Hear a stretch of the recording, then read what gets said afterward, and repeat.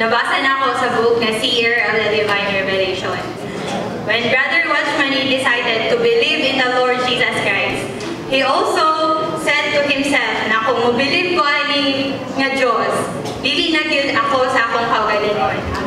Kung mabautismuhan ta mga igsoon, mo to siya'y kanang patotoo, pangipatol, na dili na kita sa atong kaugalingon.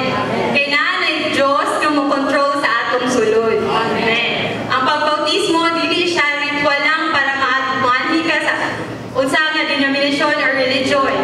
Ang bautismo gipamatud-an nimo na usa ka sa Ginoo.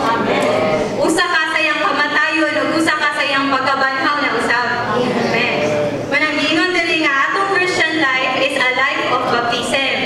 Dili lang pinabautismuhan ta physically sa water, kundi kada adlaw dapat ang mabautismuhan diha ni Kristo. Amen. Usa ta niya sa tanang mga butang. Amen. Kay ang goal transformahon ta aron mahiusa ta sa iyang image. Amen. Ma-fully transform ta. Amen. Diba kinahanglan nato ang all-inclusive Christ. Pero one element aning all-inclusive Christ ay iya kung kamatayon. Manang anak si Paul sa 2 Corinthians 4:11. Kay kaming mga buhi kanunay nga gitugyan ngadto sa kamatayon. Tungod og